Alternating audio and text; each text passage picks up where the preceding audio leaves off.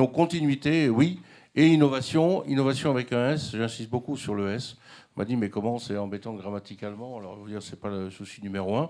Il y a plusieurs innovations, 25% à peu près du texte. Je vais tout de suite laisser la parole pour rentrer dans le cœur du sujet au professeur Barthélemy Mercadal.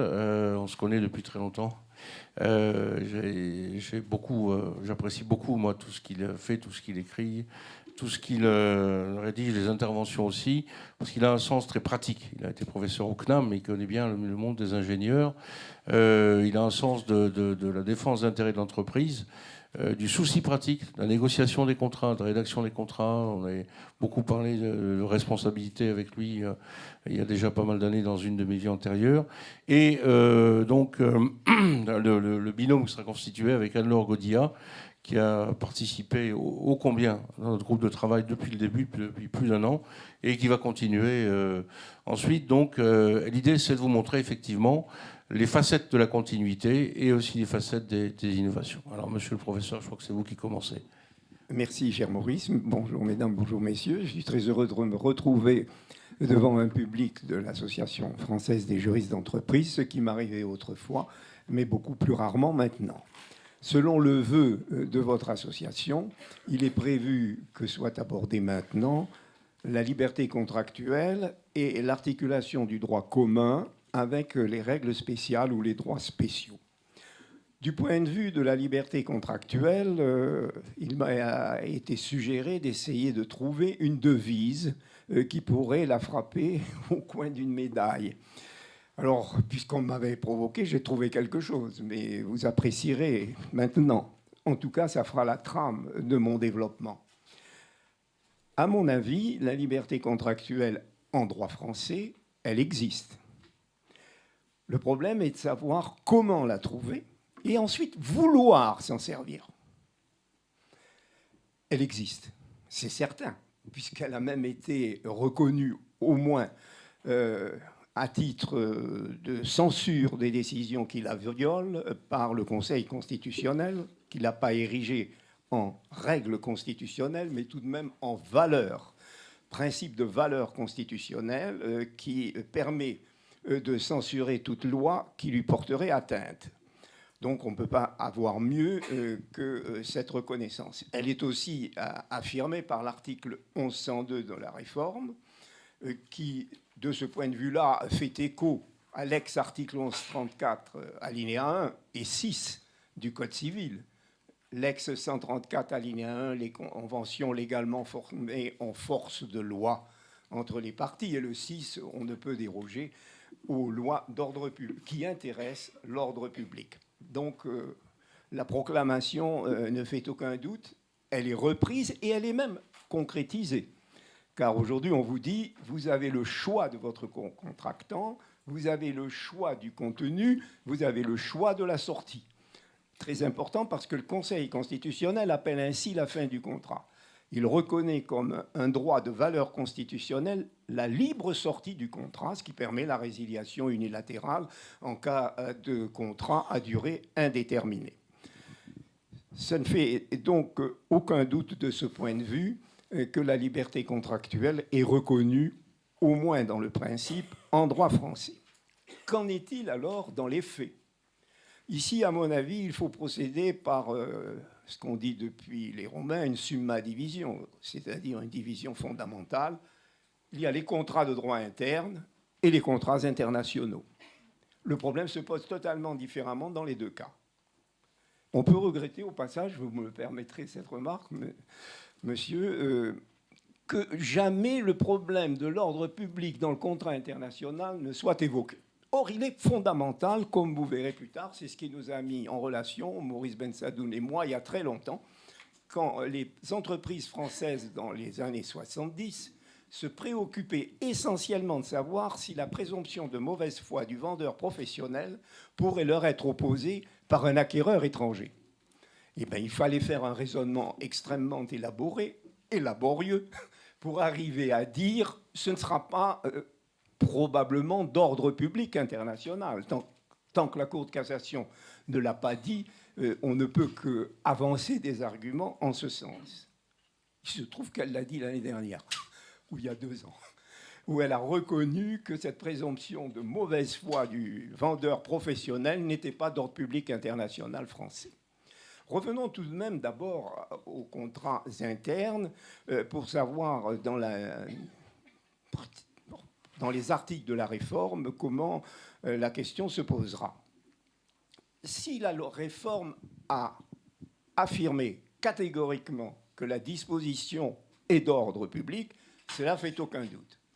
Or, il semble très curieux que le législateur, dans son langage, c'est simplement une remarque terminologique, le législateur, dans son langage, dit qu'il y a un ordre public et ensuite il éprouve beaucoup de remords à s'en servir. Car on trouve un seul article dans la réforme qui dise que la disposition est d'ordre public, c'est le 1104 sur la bonne foi. Et les autres prennent des détours, comme une sorte de honte, si on pourrait dire. Ah, ça sera réputé non écrit. Et il y a deux articles ainsi, 1170 et 1171.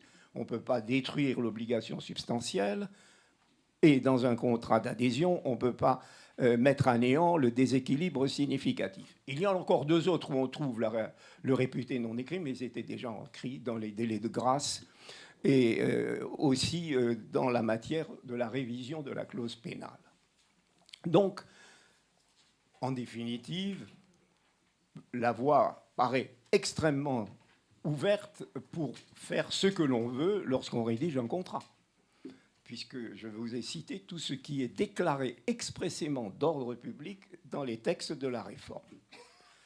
Peut-on se fier à une pareille affirmation ? Le rapport au président de la République, dont il nous a été conseillé il y a quelques instants qu'il était bon de le lire et de s'y référer, vous dit exactement ceci. En revanche, dans la tradition du Code civil, l'ordonnance n'affirme pas expressément, dans un texte spécifique, le caractère supplétif de volonté de ces dispositions. Autrement dit, la réforme ne vous dit pas tout ce que nous n'avons pas interdit et permis. Elle vous met en garde que ça, c'est dans la tradition du Code civil. Elle poursuit ensuite dans le rapport. En effet, le caractère supplétif s'infère directement de l'article 6 et des articles 1102 et 1103, sauf mention contraire explicite de la nature impérative du texte concerné. C'est ce que nous venons de dire, les 4 textes que je viens de vous citer.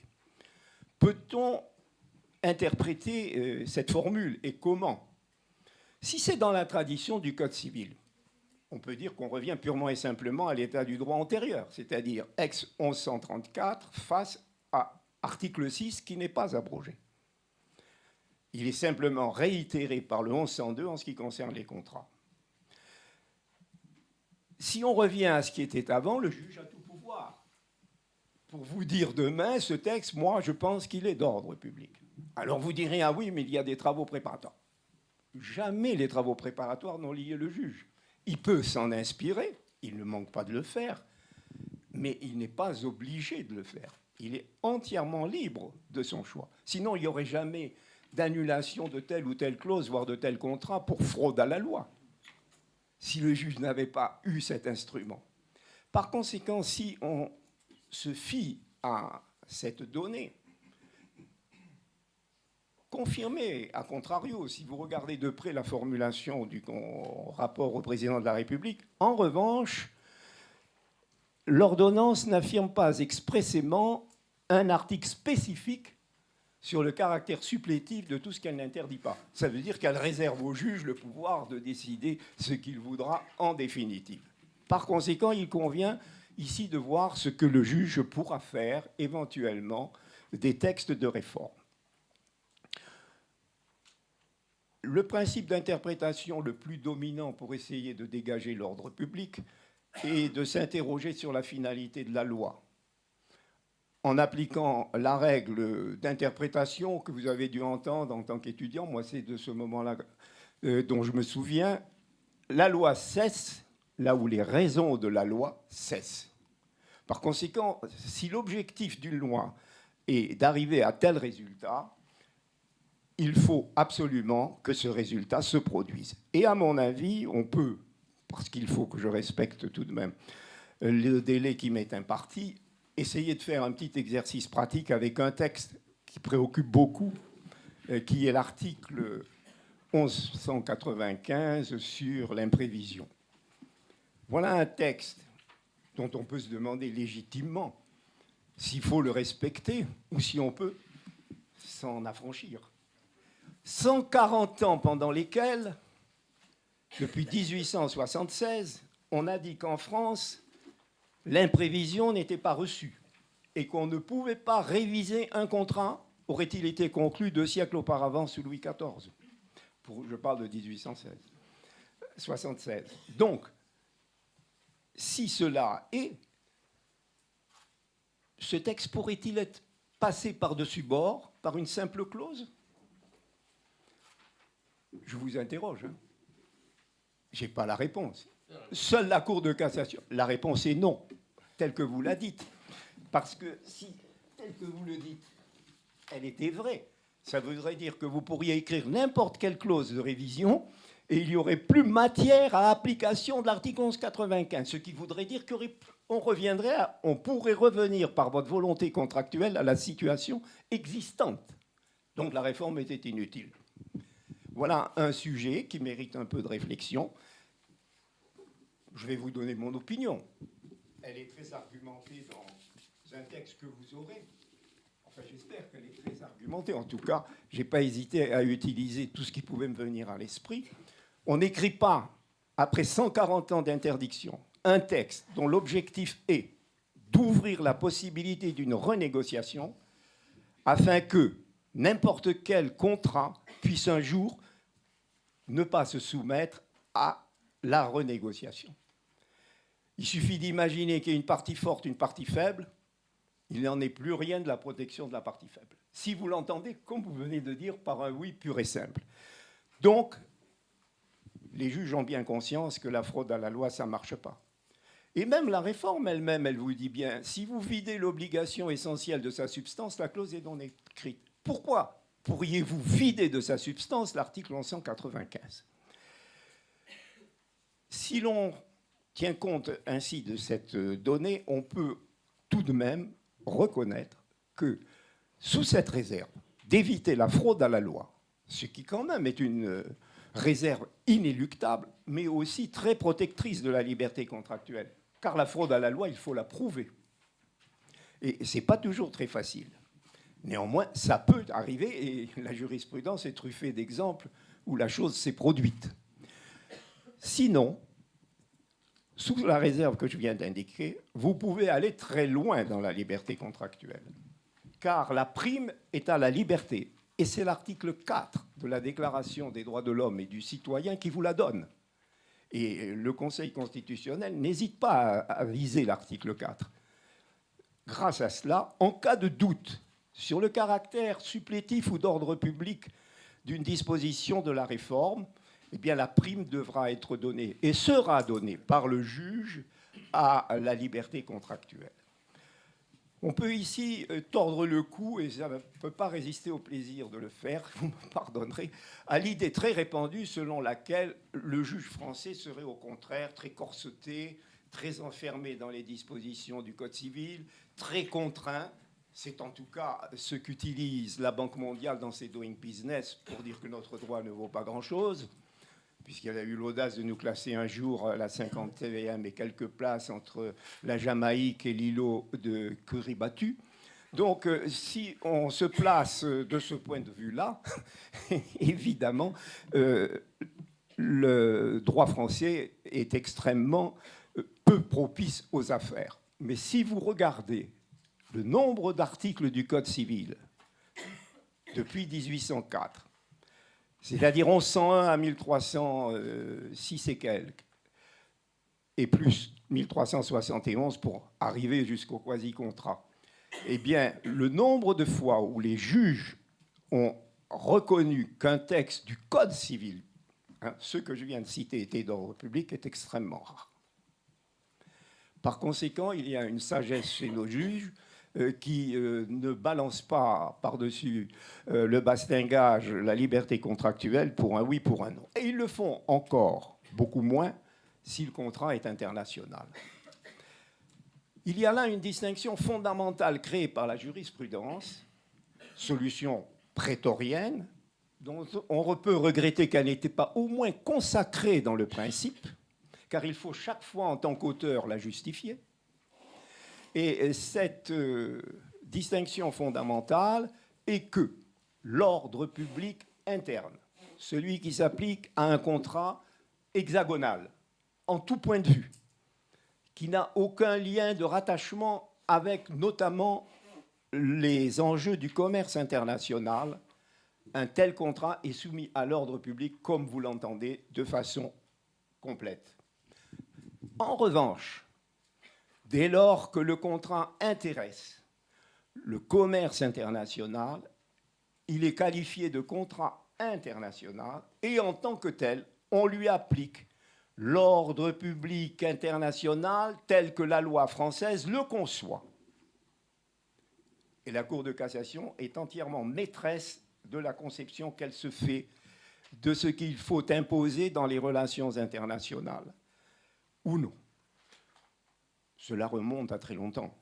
Le juge Gentium, chez les Romains, s'opposait au jus civile, précisément parce que déjà, ils avaient, du temps de l'Empire romain, compris que les échanges économiques, et par là même la fécondité économique, le développement économique, la multiplication des échanges bénéfiques à l'enrichissement commun, justifiaient une plus grande liberté.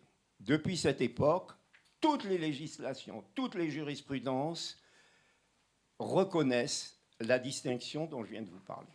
Le dernier exemple que j'ai à vous citer, c'est celui d'une étude que je viens de faire par un étudiant sur le texte, sous le prétexte des textes de l'OADEC, qui est publié sur le site de l'Institut dont je suis le secrétaire général, qui s'appelle Institut du droit d'expression et d'inspiration française, IDEF.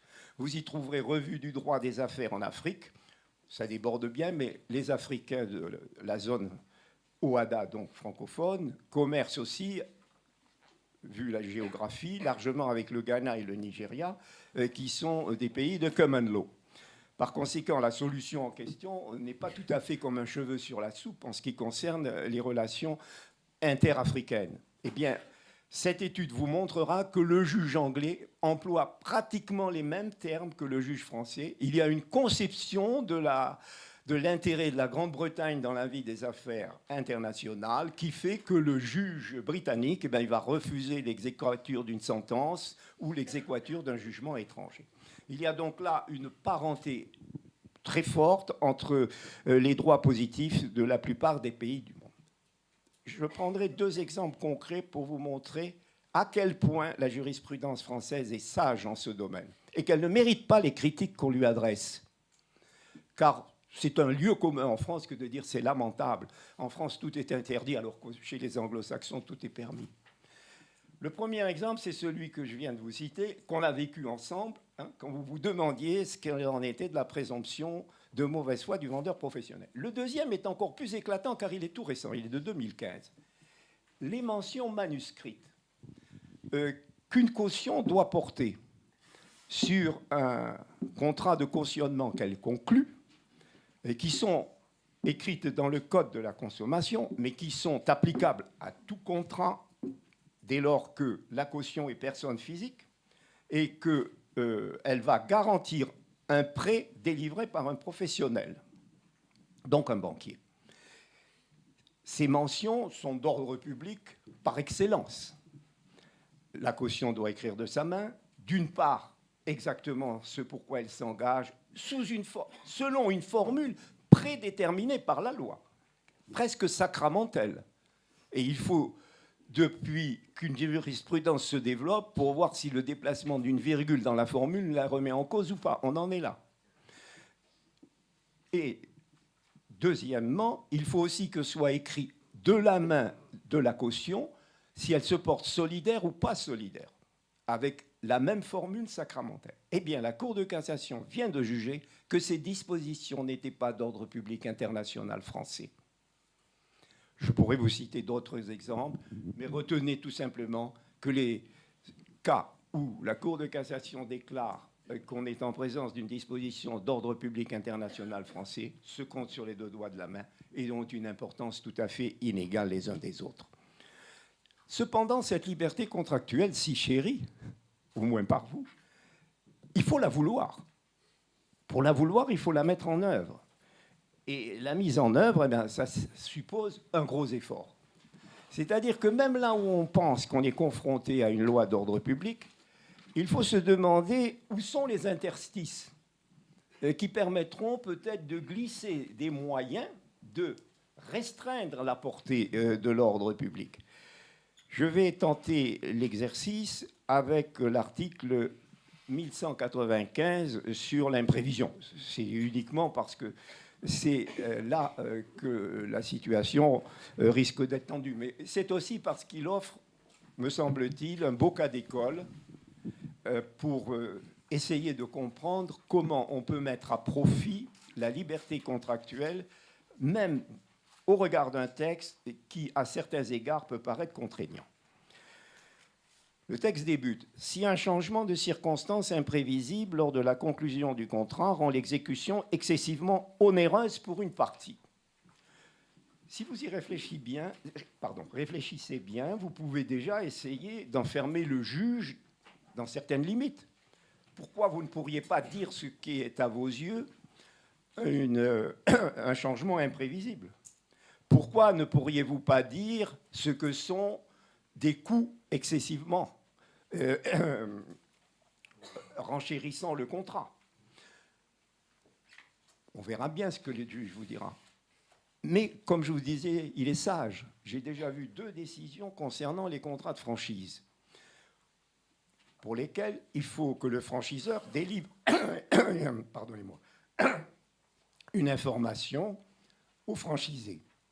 Si l'information a conduit, dit un arrêt de la Cour d'appel de Montpellier, à un chiffre d'affaires inférieur de 40% aux prévisions, alors que la masse salariale avait été établie en fonction de ces prévisions, visiblement, il y a là un dépassement excessif et par conséquent, l'information par le franchiseur n'a pas été donnée. Et la même Cour, à peu de distance, rencontre une autre hypothèse où la différence, l'écart est de 7,5%. Et elle dit, dans ce cas-là, il n'y a rien à dire. Donc, pourquoi vous n'écririez pas, sauf à vous réfléchir pour savoir comment vous pourriez l'écrire? Car dans chaque cas, dans chaque entreprise, la situation se présentera sous un angle particulier, selon la nature du commerce, de l'activité, des prestations qui sont en cause. Vous pourriez dire, il n'y aura d'un commun accord formellement conclu entre les parties. Je vous dirai après pourquoi il faut dire expressément ou formellement. Nous convenons de ce que le changement sera imprévisible si les prix dépassent, si le coût d'exécution du contrat dépasse tant de pourcents. Ou telle autre formule, est-ce que la rentabilité du contrat, qui est fixée quand même par celui qui le signe, a un chiffre quelconque? Parce qu'on ne fait pas de contrat sans penser qu'on va faire un bénéfice. Donc là aussi, on peut le dire. Cela vous permettrait de réduire l'incertitude de l'imprévision. Pourquoi formellement ou expressément? Parce qu'il y a un texte fort méconnu qui est à l'article 12, alinéa 3 du Code de procédure civile. Ce texte, comme vous allez trouver que je fais une lapalissade, suit l'alinéa 2, puisqu'il est lui-même l'alinéa 3. Et l'alinéa 2 dit « Le juge peut rétablir les qualifications dans toutes circonstances » quand elles sont inexactes. Mais le 3 dit, toutefois, les parties d'un accord formel peuvent lier le juge sur les droits dont elles ont la libre disposition. Certes, il y a querelle à ce moment-là pour savoir si ce 12 peut s'appliquer en dehors d'un procès. C'est un débat que j'ai eu avec Jacques Guestin il y a plusieurs années. Mais la majorité des auteurs considèrent que, après tout, pourquoi, avant la naissance du litige, on ne pourrait pas dire le juge sera lié sur tel et tel point.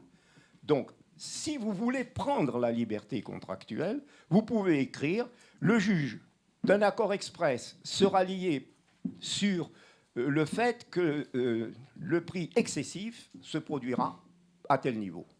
Et on verra bien. L'essentiel est que vous preniez une précaution pour le cas où le juge vous désavouerait. Mais néanmoins, vous pouvez le tenter. Si on continue, je pense que je ne dépasse pas trop, mais je vais m'arrêter. Si on continue l'exégèse, ou comme disait Carbonnier, la lecture sauvage d'un texte, le commentaire sauvage, vous allez voir qu'il faut une renégociation. Et c'est pourquoi je vous disais tout à l'heure, si cette renégociation n'a pas lieu en raison de la clause que vous avez retenue, craignez alors que le juge vous dise « là, c'est d'ordre public ». En cas de refus ou d'échec de la renégociation, les parties peuvent convenir de la résolution. Alors là, aujourd'hui, l'aménagement des restitutions est tel que vous avez une très large liberté, sauf si un des partenaires est de mauvaise foi, 2 ou 3 textes en ce sens. Mais on peut aller encore un peu plus loin. Et d'un commun accord, les parties peuvent demander au juge l'adaptation du contrat. Alors vous voyez là, il y a 3 étapes là-dedans. Il y a la renégociation, il y a l'adaptation et après il y a la révision. Et il faut arriver à dire ce qu'est l'adaptation et ce qu'est la révision, puisque ce n'est pas pareil. Et qu'il y a un principe d'interprétation sacro-saint, tout texte écrit doit avoir un sens. Le législateur ne parle pas pour ne rien dire, on dit plus vulgairement. Donc, puisque l'adaptation n'est pas la révision, il faut que l'adaptation ait un sens et la révision en ait un autre. À vous, là, de vous engouffrer avec une clause adéquate pour dire, pour nous, l'adaptation, c'est ça, et à tel stade, on passe à la révision. Et c'est d'un commun accord. Donc, regardez au code de procédure civile comment on fait une requête conjointe, puisque c'est d'un commun accord, vous pouvez drôlement enfermer le juge à ce moment-là. Ces éléments nous conduisent à constater que le maniement du droit n'est pas toujours aussi simple qu'il ne paraît lorsqu'on l'aborde de façon superficielle ou par des discours comme ceux que je tiens. Mais tout ce que je dis, je tiens à le souligner, est affirmé en fonction de références qui sont dans un texte que je comptais qu'on projetterait en même temps que je m'exprimerai, et qui vous permettra de voir que tout cela repose sur des références jurisprudentielles très précises. Pour continuer, comment pouvez-vous appliquer ce droit commun du contrat par rapport aux droits spéciaux? L'article 1105 alinéa 3 ne parle pas d'un droit commun ni de droits spéciaux. Il est très habile et en même temps c'est justifié. Il dit les règles générales s'appliquent sauf règles particulières. C'est exactement ce que la Cour de cassation a déjà établi.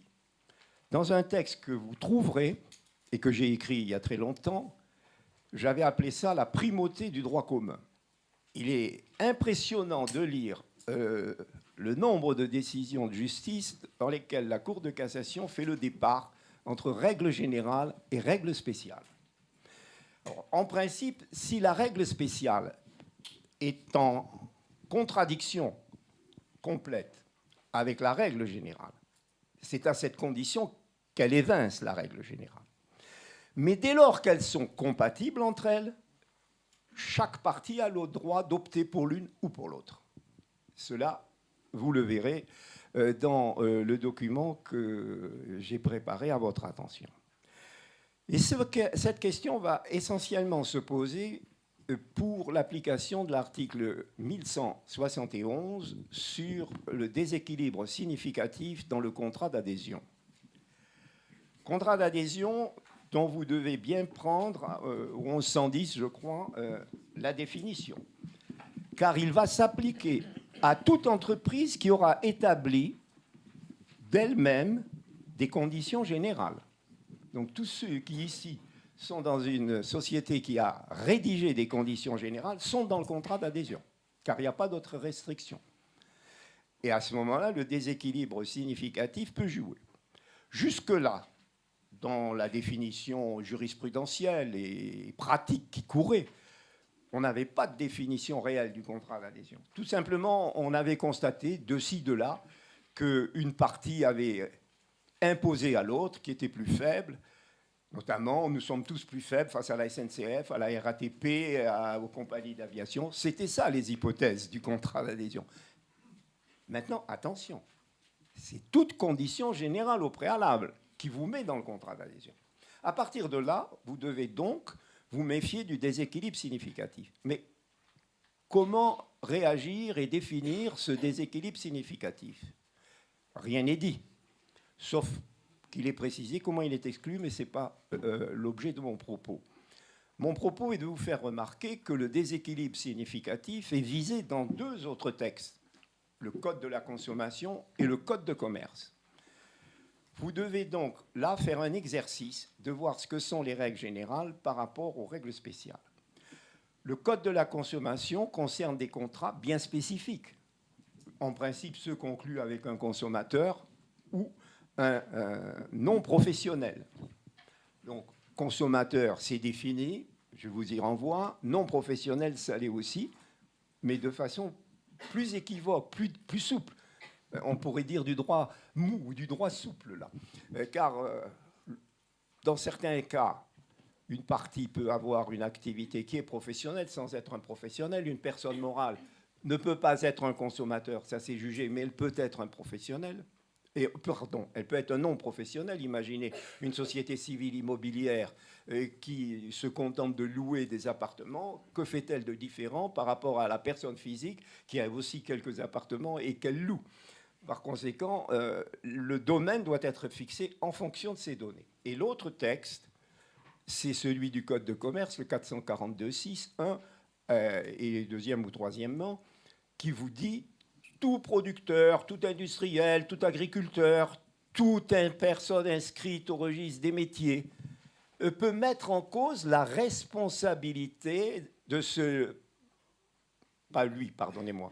C'est toute personne qui a contracté avec un de ceux que je viens de citer peut mettre en cause la clause qu'il a proposée pour engager sa responsabilité. Ce n'est pas pour réputer la clause non écrite, comme dit l'article 1161. Engager sa responsabilité. Vous voyez tout de suite la différence entre les deux textes. Donc, dès lors qu'on n'est pas dans le cas du contrat dit avec le consommateur, qu'on sera entre professionnels, entreprise, la question se posera de savoir si votre adversaire veut réputer la clause non écrite ou il préfère mettre en cause votre responsabilité. Cela, c'est lui qui en décidera, celui qui vous poursuivra, ou celui que vous... C'est vous-même qui le déciderez si vous poursuivez l'autre. Voilà ce que je pouvais avoir à vous dire sur ces problèmes, sur lesquels je pourrais bien plus détailler. J'ajouterai tout de même pour l'ordre public international que vous devez aujourd'hui tenir compte de l'évolution qui se produit en common law. Je vais faire bondir Maurice Bensadoun, mais je le dirai quand même. Il est paru à la fin de 2015, à la revue du droit des contrats, sous la signature d'Yves Werril, qui est le chef de Clifford Chance à Paris, qu'une décision de la Cour suprême du Royaume-Uni, qui n'est plus la Chambre des Lords, ils ont maintenant une Cour suprême, avait décidé que la penalty rule, c'est-à-dire la règle que nous allons traduire gouvernant la clause pénale, au terme de laquelle la pénalité n'était jamais reçue en droit anglais, demeurait, et qu'on n'avait droit qu'à des dommages-intérêts, mais ils font comme nous, sauf que le critère posé de longue date pour qualifier les clauses litigieuses n'était plus adapté aux situations contractuelles complexes d'aujourd'hui.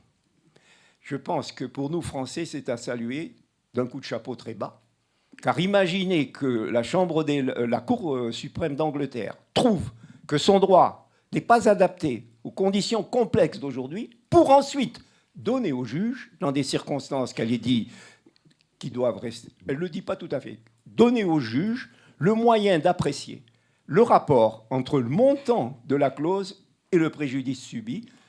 Est-ce que l'article ex 1142, qui donne au juge le pouvoir de modérer la clause pénale, fait vraiment la différence?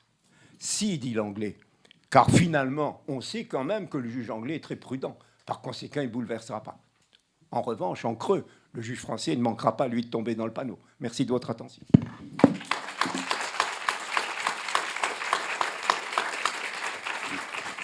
Professeur, moi j'ai une question sur l'article concernant le déséquilibre significatif et puis son articulation. Parce que si j'entends bien ce que vous venez de nous expliquer, les contrats avec les consommateurs vont relever du code de commerce, donc du code de la consommation, donc la compréhension du déséquilibre significatif via les dispositions de ce code. Et puis les contrats entre commerçants ou relatifs à des actes de commerce, eux, vont relever des dispositions du code de commerce. Donc finalement, qu'est-ce qui reste dans cet article de déséquilibre significatif? Les contrats d'adhésion de professionnels non commerçants. Non, pardon madame. Ah, c'est pour ça que je vous pose la question. N'est pas commerçant. Le 442.6 vous dit tout agriculteur, tout commerçant, tout industriel, toute personne inscrite au répertoire des métiers. Oui. Ça couvre largement les commerçants. Mais on ne les prend pas en tant que commerçants. Il suffit de dire il est industriel, il a eu telle activité, et par conséquent, je peux l'attaquer. Mais je l'attaque pour responsabilité civile. Je demande des dommages intérêts. Avec le texte 1171, il va demander la suppression de la clause parce qu'elle sera réputée non écrite. Voilà la différence. Alors, merci beaucoup, monsieur le professeur. Vous avez vu la conviction, la force de percussion, la défense du juge français, du droit français et l'ordre public international. On y reviendra parce qu'on a beaucoup échangé là-dessus. Ce que je vous propose, pour pas qu'on soit trop en retard, c'est de passer tout de suite à la partie qui va être traitée par Anne-Laure sur quelques exemples d'innovation. Et ensuite, lors de la pause, on essaiera d'échanger, si vous voulez, durant le quart d'heure. Et ceux qui ont des questions, vous les notez. Alors, simplement, avant que j'oublie, effectivement, le professeur Marcadal nous a donné l'autorisation de vous transmettre un certain nombre de transparents, de PowerPoint, qui vous seront transmis, donc en fait par l'association. Oui, attendez, je viens. Simplement, je veux dire aussi, il a achevé, vous savez que c'est un des auteurs phares de l'édition Francis Lefebvre. Il publie notamment depuis maintenant au moins une bonne vingtaine d'années un ouvrage assez unique en français sur ce qu'on appelle les contrats, multiples jurisprudences françaises, étrangères, etc., un tas de situations. Alors, il y aura un commentaire de la nouvelle loi qui va sortir chez Francis Lefebvre le 4 mai. C'est un gros travail. Vous avez face à face l'article actuel du Code civil et le nouvel article. Donc, je ne sais pas, de flyer, comme on dit en anglais. Mais l'ouvrage sortira le 4 mai. Donc, ce sont des extraits qu'il nous a autorisés à vous donner. Ça vous sera transmis par l'association. Voilà. Anne-Laure, c'est à vous. Voilà, alors, vous l'avez compris, on est à un moment que Mme Champalone qualifiait d'historique, mais en même temps, ça ne va pas être un bouleversement total, puisque c'est un changement dans une grande continuité. En effet, dans les nouvelles dispositions, il y a des reprises du code actuel ou de la codification à jurisprudence constante, quelques nouveautés qui sont des adaptations ou des clarifications de ce qui existe déjà, et puis quelques nouveautés, vous me pardonnez le pléonasme, innovantes. Donc je vais rapidement essayer de reprendre des illustrations de ces trois rubriques, ce que Madame Champalone a déjà un peu fait, mais là je vais rentrer un peu plus dans le détail.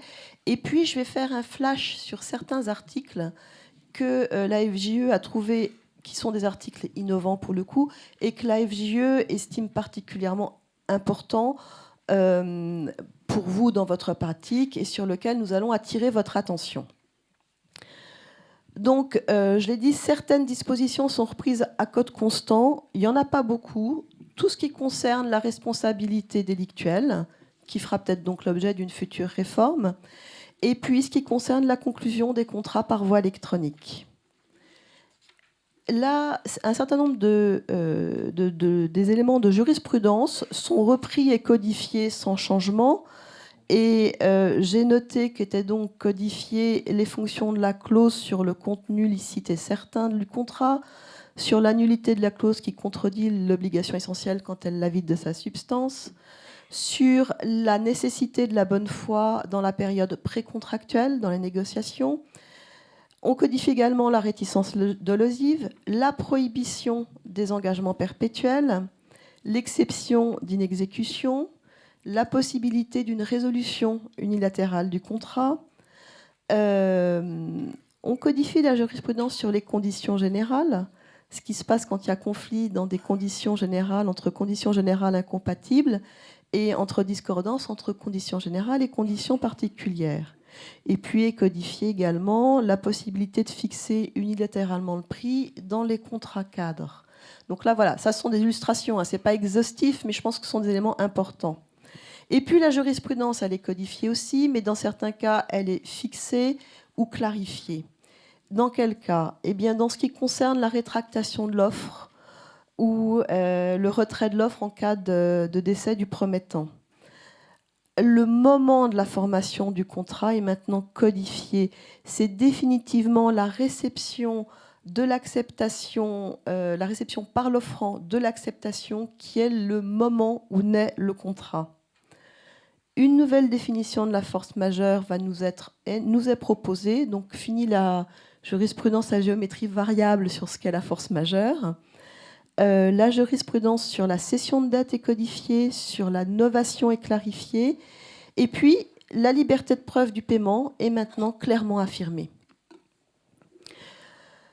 Il y a également des dispositions du Code qui sont reprises, mais qui sont, je l'ai dit, aménagées, simplifiées, sans bouleversement. Le meilleur exemple que je peux vous donner pour illustrer ça, c'est l'article qui affirme la capacité juridique des personnes morales. Bon, on le savait, heureusement. Mais voilà, maintenant, c'est dit clairement. Alors, quelques autres illustrations de cette clarification du Code sans bouleversement majeur dans les dispositions sur la simulation, sur la promesse de porte-fort, sur la représentation, la stipulation pour autrui, la cession de créance ou la compensation. Bon, alors, qu'est-ce qu'il y a de nouveau? D'abord, très trivialement, il y a une nouvelle numérotation. Il va falloir tout réapprendre. Et comme j'ai bien compris que le texte pouvait encore peut-être bouger s'il y a une loi de ratification, je crois que je vais un peu attendre avant de m'y mettre. Bon, il y a des nouvelles définitions de ce qu'est le contrat et puis de différents types de contrats, nommés, innommés, contrat cadre, contrat de gré à gré. Des nouvelles définitions sur des types d'obligations alternatives, mais aussi cumulatives ou facultatives. Des définitions sur la novation ou sur le paiement. Et puis, il y a un nouveau plan du Code qui, pour les dispositions qui concernent le contrat, maintenant suit l'ordre de la vie du contrat. Donc, on a un déroulé chronologique des dispositions avec un chapitre sur la formation du contrat. Et puis, à la fin, un chapitre sur les restitutions en cas d'anéantissement du contrat. Un chapitre sur la preuve des obligations qui existent maintenant en tant que telles. Et puis, dans ces chapitres, il y a des nouvelles entrées avec des sections sur des points qui, jusque-là, n'étaient pas clairement identifiés ou réunis. Donc, on a maintenant une section sur l'offre et la promesse unilatérale de contrat. Une section sur l'inexécution du contrat, ce dont on va vous parler un peu plus tard dans la matinée. Une section sur la durée du contrat, ça n'existait pas. Sur la représentation, sur la cession de dette et une section sur le paiement. Et puis, il y a une nouvelle terminologie. Il y a des mots qui disparaissent. Alors, je ne vais pas expliquer à des juristes que derrière la terminologie, il y a des concepts. Mais bon, on ne va plus parler de cause. Donc, on ne parle plus d'enrichissement sans cause, mais d'enrichissement injustifié. Le mot de convention disparaît du Code. Les obligations de faire, de ne pas faire de données disparaissent. Par contre, apparaît une nouvelle obligation, celle de la confidentialité, à la fois dans la période précontractuelle et à la fois comme obligation qui survit à la fin du contrat. Alors, un détail, on ne parlera plus de responsabilité délictuelle maintenant, mais de responsabilité extra-contractuelle. Il y a un nouvel outil, l'action interrogatoire, qui va s'appliquer dans 3 domaines. Dans le domaine du pacte de préférence, on peut demander la confirmation de l'existence du pacte de préférence. On peut demander la confirmation de l'étendue des pouvoirs du représentant conventionnel et la confirmation d'un contrat qui pourrait être frappé de nullité. Cette action interrogatoire, elle rentre en vigueur au 1er octobre 2016. Et puis, il y a des nouveautés conceptuelles. Donc, ce qui concerne donc la prééminence de la règle particulière, la disparition de la cause, la notion de caducité du contrat, qui va jouer notamment dans le cas des groupes de contrats ou des contrats en chaîne. La cession de contrat aussi apparaît. Et puis, la notion de copie fiable, de la valeur probante de la copie fiable apparaît également. Et là, je le relève parce que je pense que c'est important en pratique. Donc, parfois, tout est combiné. Si je prends l'exception d'inexécution, on codifie l'existence de l'exception d'inexécution et puis on simplifie et aménage en énonçant les conditions de mise en œuvre de cette exécution. Et puis on innove. Il y a maintenant une exception d'inexécution préventive. Donc comment on fait pour s'y retrouver ? Bon, il n'y a qu'une solution, c'est le rapport au président de la République, et c'est pour ça qu'il est dans votre documentation écrite qu'on vous a remis. Il est long, c'est un texte long, c'est un texte dense, c'est un texte fondamental, extrêmement précieux.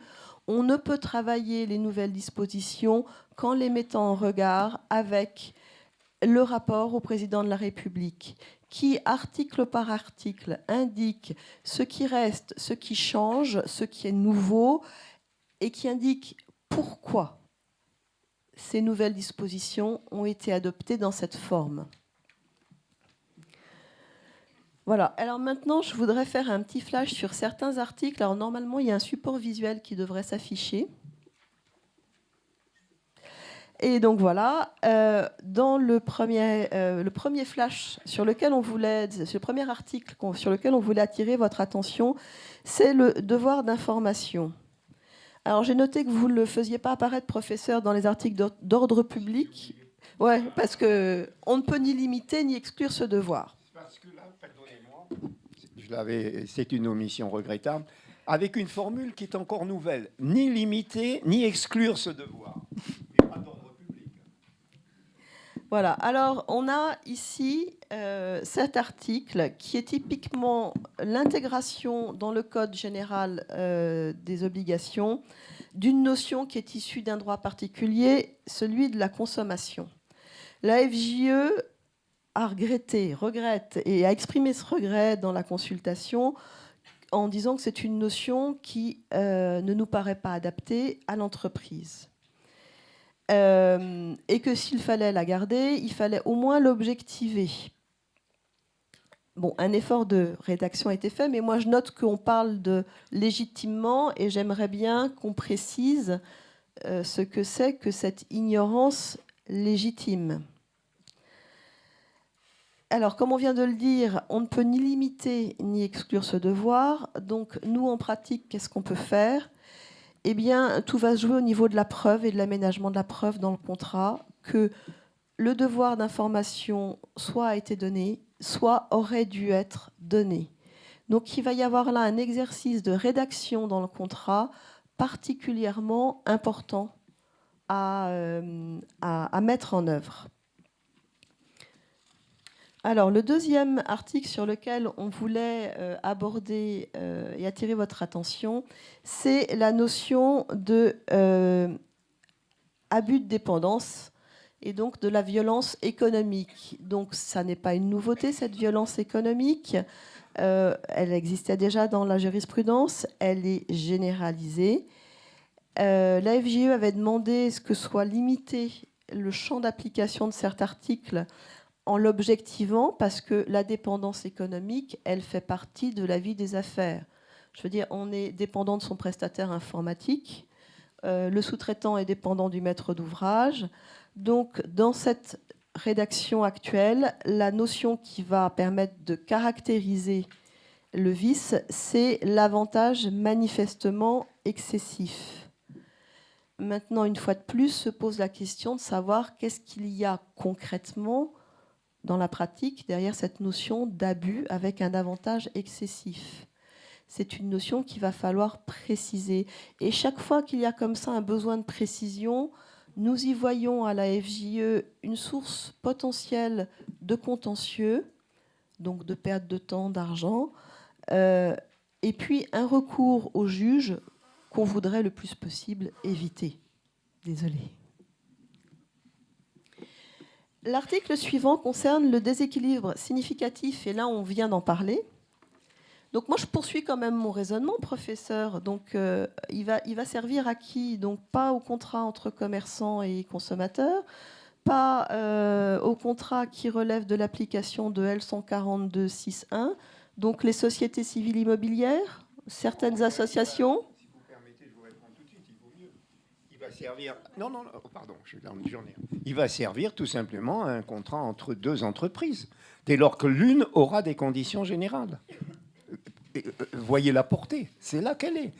Et en tant que l'une ou l'autre, vous ne serez pas obligé d'aller au 442.6. Celui-ci tente à mettre en cause la responsabilité de l'industriel, du commerçant, etc.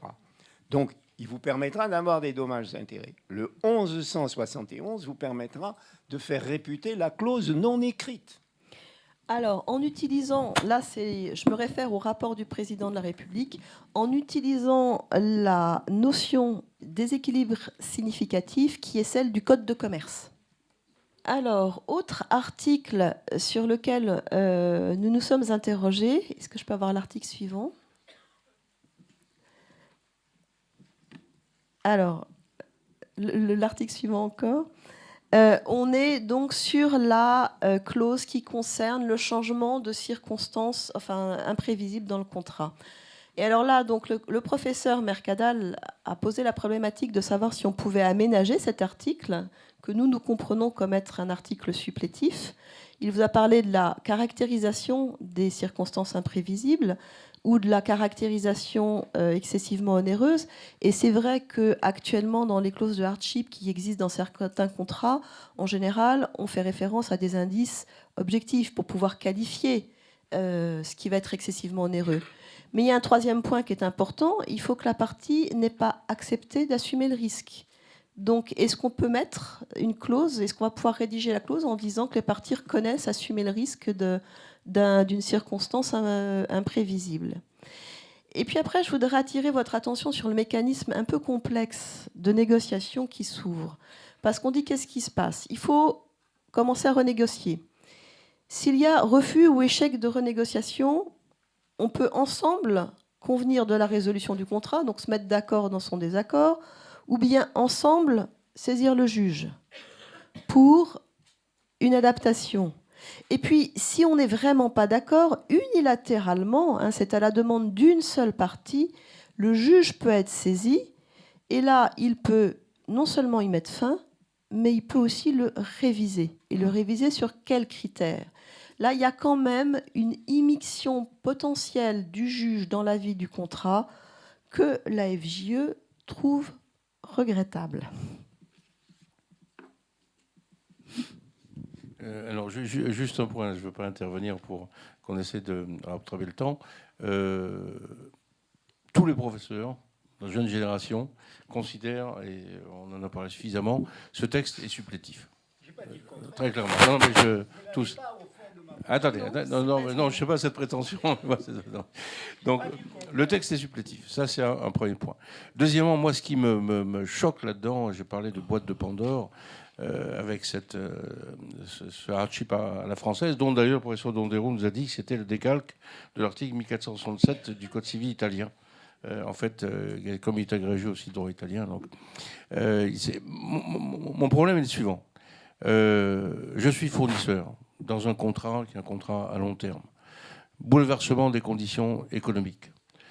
La différence avec la force majeure, c'est que je peux toujours exécuter le contrat, mais ça va me coûter beaucoup plus cher. La force majeure, je ne peux pas. Et en même temps, ça, c'est extrêmement clair, toutes les autres obligations du contrat qui doivent trouver application, je suis obligé de les exécuter. J'ai fait une analyse stratégique de ce contrat-là. J'ai décidé de sortir du contrat, d'une manière ou d'une autre. Et je parle là de prime à la mauvaise foi. Alors on me dirait que ça va être une question de preuve. Je vais tout bloquer. Je vais tout bloquer, dire non à tout, les clauses de revoyure, etc. On ne se mettra pas d'accord. Et in fine, c'est le juge qui va trancher. Ça, quelque part, si vous voulez, c'est choquant. Il pourra effectivement, à la limite, revoir le prix, puisque c'est une révision pour imprévision, si vous voulez. En fait, à ce niveau-là, ça pourrait être effectivement, il pourrait revoir le prix. Mais si je suis de mauvaise foi, on est dans les questions de preuve, là, puisqu'on a dit la bonne foi et d'ordre public, à ce niveau-là, on peut faire sauter le contrat. Et je peux essayer d'en sortir. C'est ça qui est un peu ennuyeux là-dedans. Comme Anne-Laure l'a dit, j'ai pris cet exemple, on l'a vécu dans une de nos vies antérieures. Quand on est dans les contrats, encore une fois, il ne faut pas surestimer l'importance des clauses, mais dans les contrats qui touchent aux mines et aux matières premières, qui touchent aux questions de change, aux monnaies, etc., si vous vous raccrochez à des indices objectifs publiables et connus, on peut essayer d'atténuer la chose. Mais sinon, ce qui me semble critiquable, c'est la possibilité de faire jouer la mauvaise foi. Voilà mon problème. En quelques minutes, c'est possible, sinon on continue pendant la pause. D'abord, je précise que je n'ai pas dit qu'il n'était pas supplétif. Non, mais j'ai dit qu'il ne devait pas être vidé de sa substance. Voilà. C'est tout à fait différent. Et ça, si un juge un jour accepte qu'il soit vidé de sa substance, on se rencontrera si nous sommes présents encore sous ce ciel.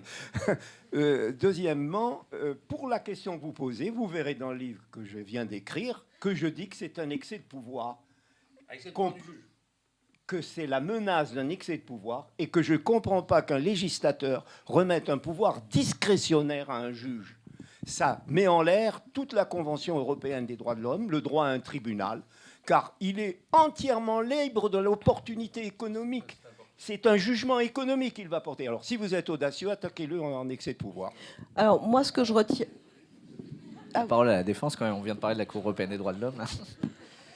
Non, plus sérieusement, bon, de toute façon, sur ce texte, je ne vais pas être hypocrite. Vous connaissez le texte de la chancellerie à la base et le texte final.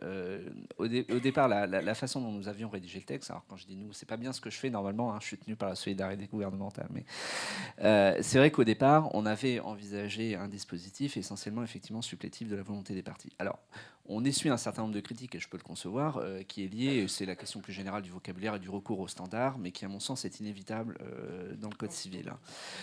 Donc, très clairement, oui, on parle de circonstances imprévisibles, on parle de contrôle de proportionnalité via le caractère excessivement onéreux, on parle d'assomption du risque, mais précisément parce que le texte de loi ne peut pas être, j'allais dire, un guide de rédaction de la clause, mais derrière, ce que le juge va être amené à discuter si jamais il y a un litige, c'est regarder, est-ce que les parties ont discuté. Bon, il s'agit essentiellement, évidemment, de contrats à exécution successive, amenés à s'exécuter sur une certaine durée. Donc, est-ce que les parties ont intégré, j'allais dire, et de façon expresse, l'analyse du risque dans un contexte où les prestations qu'elles peuvent être amenées à fournir peuvent effectivement être soumises à des fluctuations. Bon, exemple un peu caricatural, mais c'est pas la même chose de négocier un contrat, j'allais dire, d'importation ou d'exportation de produits pétroliers dans telle zone géographique, selon que ça fait 20 ans que la zone géographique est en situation de guerre, ou selon qu'elle est dans une situation politique absolument stable et que les parties, dans ce cas-là, ne peuvent être légitimes à considérer au moment de la conclusion du contrat qu'il n'était pas prévisible que des événements aient un impact sur le cours du contrat. Donc ça, c'est un choix effectivement qui est fait de renvoyer à des notions générales. Et non, je ne vais pas vous mentir en disant qu'on élimine tout risque de discussion entre parties dans un premier temps et éventuellement devant un juge dans un second temps sur cette notion d'assomption du risque. Bon. Ensuite vient la question, à mon avis, essentielle, on n'en a pas beaucoup discuté, c'est notamment la dernière phrase du premier alinéa, sur le fait qu'il est dit très clairement, parce que là où on pourrait avoir un doute sur l'appréhension dans le cadre d'un contentieux, et même avant même ce contentieux par les parties, des conséquences d'un tel événement qui va bouleverser le rapport économique au sein du contrat. C'est qu'il y dit très clairement, et là c'est la conséquence de l'approche qu'on a au début sur la force obligatoire du contrat, il dit très clairement que, ok, vous êtes peut-être dans la panade à cause de ces circonstances économiques, mais vous devez continuer à exécuter le contrat. Simplement, la loi dit clairement, ce qu'elle ne dit pas actuellement, que ce type de circonstances va ouvrir droit à renégociation. Alors ensuite, on bascule dans les difficultés liées au deuxième alinéa et au mécanisme qui est choisi. Il est vrai qu'au départ, nous avions proposé un système légèrement différent qui conduisait à dire que Les parties pouvaient, si elles étaient d'accord, et vous évoquiez l'aspect procédural de la requête conjointe, saisir le juge aux fins de réadapter le contrat. Mais ce qui supposait, et c'était très clair dans notre esprit, que, déjà, de toute façon, elles peuvent déjà le faire, à droit constant, et qu'on se plaçait dans une hypothèse où finalement, ce qu'il restait, j'allais dire, nécessaire de soumettre à l'arbitrage du juge, c'était des points, soit sur lesquels il y avait un désaccord sur tel calcul, mais ce n'était pas l'intégralité du contrat. Sinon, les parties négocient d'elles-mêmes, ou sinon, elles ne négocient pas du tout. En revanche, le point essentiel, c'est effectivement qu'est-ce qui se passe si les parties ne se mettent pas d'accord. Et alors là, il y a deux options, enfin, j'allais dire deux visions qui se sont affrontées pendant les débats, et notamment en doctrine, suite à la publication du projet de la chancellerie. Nous, on avait choisi de dire, bon, si les parties ne se mettent pas d'accord pour saisir le juge aux fins d'adaptation, l'adaptation par le juge, on oublie. Et en revanche, on traite, j'allais dire, la relation pathologique en quelque sorte. Et donc, on dit, OK, à ce moment-là, une seule des parties pourra demander au juge de mettre fin au contrat à certaines conditions. Et après, on bascule, j'allais dire, dans le processus judiciaire classique. Il ne s'agit pas nécessairement pour le juge de dire, bah voilà, je suis saisi d'une demande de mettre fin, je vais trancher de façon brutale. Il y a la période de la mise en état qui, dans un certain nombre de contentieux, en particulier économiques, permet à un juge... Et en général, moi, à titre personnel, c'est ce que je faisais, par exemple, dans le domaine de la propriété intellectuelle, quand je sentais que le procès allait au carton, dans le cadre de la mise en état, j'avais une légère incitation, et y compris en dehors de toute procédure de médiation, etc., il y avait quand même une légère incitation faite aux parties de dire, bon, écoutez, négociez, parce que concrètement, on sait très bien à quoi ça va aboutir. Donc, l'idée était celle-là, de limiter, j'allais dire, le poids du juge sur une fin potentielle du contrat, sachant qu'on est engagé dans une relation contractuelle pathologique. Après, il y avait un choix assumé, qui était de considérer qu'on préfère qu'il soit mis fin au contrat plutôt que de maintenir des contrats qui, sur la durée, pourraient donner lieu à des contentieux successifs sur les conditions d'exécution. Bon, on nous a reproché, certains nous ont reproché de dire, alors, bon, pour moi, l'argument est toujours réversible. Ah oui, mais quand même, c'est une prime à la mauvaise foi, parce que si vraiment j'ai pas envie de négocier, et si j'ai pas envie de me mettre d'accord avec l'autre pour saisir le juge, le contrat ne sera jamais adapté. Bon, la solution qui a été choisie in fine, c'est de dire finalement à la demande d'une seule des parties. Bon, sous-entendu, ça permet de mettre fin, j'allais dire, en tout cas de contrer l'attitude de celui qui négocie de mauvaise foi. À la demande d'une seule des parties, on peut demander au juge de réadapter le contrat. Et c'est vrai que de ce point de vue-là, il y a sans doute une sorte de prime à la saisine du juge qui n'existait pas dans notre projet initial. Voilà, je dis que les arguments s'annulent parce qu'on va pouvoir dire oui, mais dans ce cas-là, du coup, ça permet de lutter contre l'attitude du co-contractant qui, en position de force, grâce à la situation imprévisible, refuse toute remise en question du contrat. Voilà, l'arbitrage qui a été choisi, c'est celui-là, mais fondamentalement, il me semble qu'en pratique, il est dans l'intérêt, et notamment du juge, je pense qu'en pratique, les collègues, pour en avoir déjà parlé avec Saint-Eudes, n'ont pas fondamentalement une envie de rédiger un contrat à la place des parties. La question, c'est l'adaptation du contrat se fera nécessairement dans le cadre, effectivement, à mon sens, raisonnable, de la mise en état. Et si vraiment, in fine, il n'y a absolument aucun accord possible, effectivement, il faudra se mettre d'accord sur une réécriture du contrat, mais qui, à mon sens, ne portera pas sur l'intégralité des clauses. C'est vraiment la clause. Alors, non, mais en théorie, on est d'accord. Mais en général, la situation va se cristalliser à partir de l'inexécution de telle ou telle prestation, à mon sens. Je voudrais préciser simplement. En une minute, parce qu'on va essayer de s'arrêter là. C'est que ce texte, autant je pense qu'en droit interne, on ne peut pas le vider de sa substance, autant en matière internationale, vous avez champ ouvert. Il ne sera jamais d'ordre public international par la Cour de cassation, car les arbitres n'en veulent pas. Ils trouvent que c'est une absurdité au regard du droit du commerce international. Lisez les sentences. Alors juste pour terminer, ensuite on s'arrêtera pour 15 minutes. Maurice, moi je voudrais quand même finir mon exposé. Oui, terminez ce que je vous ai dit, terminez. Alors, l'article suivant concerne la force majeure. Je vous l'ai dit, il y a maintenant une définition de la force majeure, et ça, c'est tout à fait appréciable. En revanche, l'article continue par un aménagement des effets de la force majeure, ce qui jusque-là était le rôle du juriste dans le contrat, où on aménageait comme on le souhaitait. Et là, vous voyez qu'on distingue le cas de l'empêchement temporaire qui va suspendre l'exécution de des obligations. Et puis, si l'empêchement est définitif, le contrat est résolu de plein droit. Et on a là une mutation de la notion de la force majeure. C'était auparavant une cause exonératoire de responsabilité. Ça devient un mode de résolution du contrat. Voilà. Nous aurions préféré de laisser une formulation qui laissait la main au juriste en disant le contrat peut être résolu. Non, mais sur cette question-là aussi, on va pas prolonger, mais ce texte est supplétif, extrêmement clairement. Et pour moi, en tous les cas, sur les contrats industriels B2B, les clauses de force majeure, elles sont à réfléchir, elles sont à écrire, les conséquences, etc. Les liens entre force majeure, suspension de l'obligation, la suspension du contrat, voire la résiliation au bout d'un certain temps. Tout ça, c'est pas gênant formellement. Si vous voulez, je parle encore une fois des contrats industriels, des grands projets à ce niveau-là. Alors c'est un effort louable. Bon, c'est mieux que la jurisprudence qu'il y avait avant, mais ça ne devrait pas nous gêner, et encore moins si on parle d'ordre public international, si vous voulez, à ce niveau-là. Alors, concrètement, quand on vous dit que c'est supplétif, ça veut dire qu'il faut impérativement que dans vos contrats, vous regardiez les clauses qui sont relatives à ces articles et que vous les aménagiez. Sinon, ce sont les dispositions du Code qui, par défaut, s'appliqueront. Donc, c'est un travail d'évaluation à faire avec, dans chaque contrat, en fonction de vos intérêts stratégiques à chacun. Enfin, dernier point que je vais évoquer rapidement, c'est l'article sur la résolution.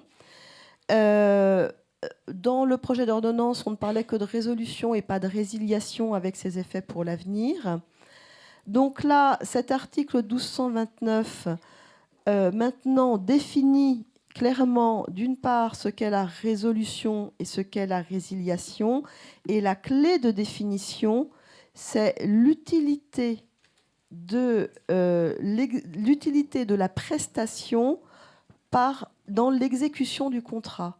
Ça n'est plus les effets pour l'avenir, les effets pour le passé. Hein, et là, je vous renvoie au rapport du président de la République. Cet article introduit un découplage, une déconnexion entre le phénomène de résolution du contrat et la rétroactivité du contrat. Tout ce qui concerne les restitutions est maintenant, je vous l'ai indiqué, traité dans un chapitre particulier. Voilà, et comme nous avons tous beaucoup parlé, je vais m'arrêter là dans mon exposé.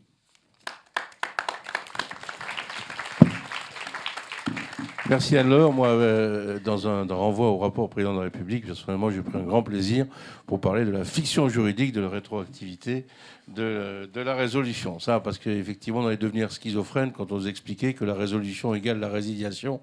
Et le juge disait de façon à utiliser le même terme pour expliquer la même chose. Voilà, on va s'arrêter pour une quinzaine de minutes. Je voudrais remercier M. Guillaume Meunier, qui va rester pour la pause, mais qui doit nous quitter après. Donc on s'interrompt et on essaye de revenir tous ensemble pour la deuxième partie dans 15 minutes. Merci.